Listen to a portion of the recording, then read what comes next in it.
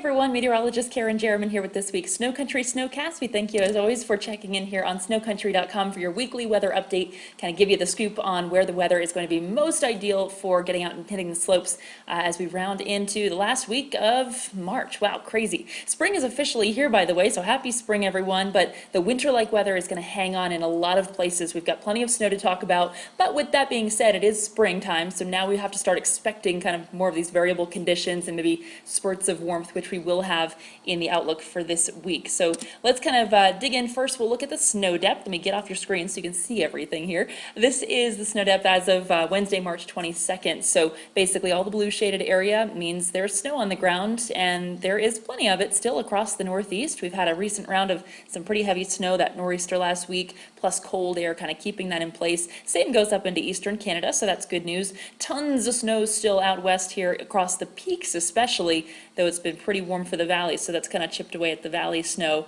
and for some of the mountains, but still doing just great.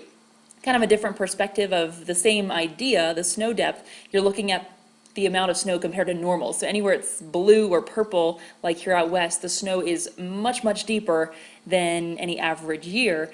Meanwhile, the flip side of that, the red equals lower than normal snowfall. So this is just pretty incredible. The ski resorts out here looking still at like 60 to 80 inches of depth, maybe even more, where it's man-made in the ski areas. So some pretty incredible stuff there. Forecast for the next 5 days. We're going to kind of take you through early next week. You're looking at the temperatures as compared to what is normal. So the red areas indicate a little warmer than normal, so you'll see a big chunk of that across the middle of the country especially, but kind of bookended both the Northeast and the West, there is still some cool air to play with, which means we're going to get some snow with every passing system. So first let's start in the East and the Midwest. You saw that big chunk of warmth in the middle of the country, so the Midwest, sorry, not much snow there to talk about. Some of that warmth is going to occasionally kind of shift into the Northeast, but with each little push of warmth, you get a little burst of snow. We're looking at the first one coming in Friday into the weekend. The blue indicates snow here, the green indicates rain, little mix in the middle. So by Friday morning, you'll probably start to see some flakes flying in the mountains, kind of spreads in, becoming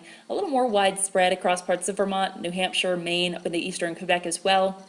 But unfortunately, that warm air kind of wins out, so we'll probably see a warmer transition Friday night into early Saturday. Little break, and then another system looks to do almost the same thing late Sunday into early next week, where we'll probably get a quick burst of snow, then a little warm up on the tail end, so you kind of have to pick your times to get out there in the Northeast. National Weather Service forecast for snowfall, not all that ideal, not all that impressive, but at least, again, a few inches of soft stuff at the beginning of each of those little warm bursts should help you get out and soften up the ski trails a little bit there in the east. Some of the best bets really look across far northeast Vermont, New Hampshire, and Maine, where that cold air kind of hangs on the longest. Places like Sunday River, Sugarloaf in Maine should be good.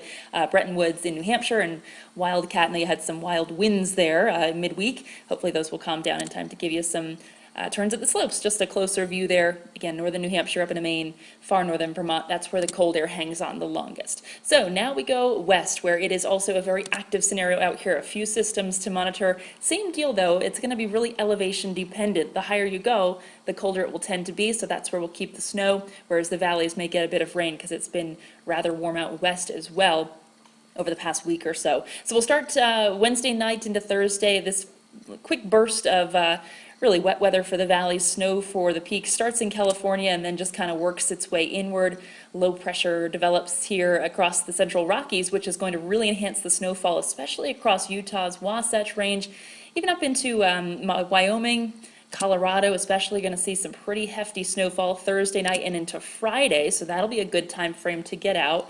A little break in the action in between the next system, which you can already see is rolling in right on the heels. This takes us into Friday with that next wave. Again, very elevation dependent. Some snow in the Sierras here, even spreading into the Bitterroots in Idaho, western Montana. You'll get some snow out of that going into the weekend. This is now Saturday morning, so you get the idea. Kind of just like wave after wave. Some of it is going to be pretty heavy in the peaks. And that said, here's the snowfall forecast from the Weather Service. Keep in mind this is only through Friday, so it doesn't even take us through the full systems, but we're already talking a foot plus here across the Wasatch in Utah. Colorado going to see some pretty hefty snow, probably maybe 8 to 12 inches generally, but higher amounts in the peaks. Even in the Cascades down to the Sierra, we get some fresh snow there. Again, not just with that first system. So plenty of best bets.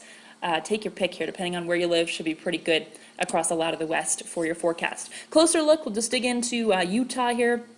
Again, look at the Wasatch Range, and really a lot of those peaks seeing some hefty totals, even highlighting a bullseye of up to 18 to 24 feet in some spots. And likewise here in Colorado, just a closer look, there's Denver.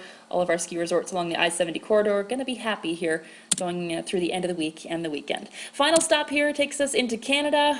Same systems really that we've already looked at.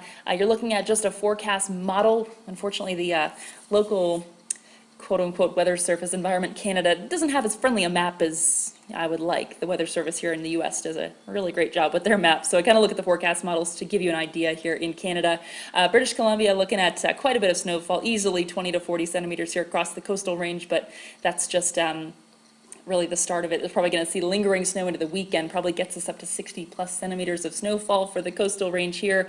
Easy for your best bets. Seymour, Grouse, Whistler, all these big areas that have had so much snow this season continue to be great. And in the east, again, we get these little bursts of snow, so that will keep the conditions soft and overall fairly pleasant places like Mount Orford, Owl's Head, and Mount Blanc. So there you go. That's your weekly update. We thank you as always for, again, checking in here on SnoCountry.com. As always, I like to give a shout out to our Linden State College students, Christopher, Amanda, Scott. They contribute weekly with forecasts and really fine-tuning their skills here to find the best conditions for your skiers and riders who look to get out on the slopes. With that, I'm meteorologist Kerrin Jeromin. Hope you have a wonderful, wonderful stretch here ahead and get in some turns.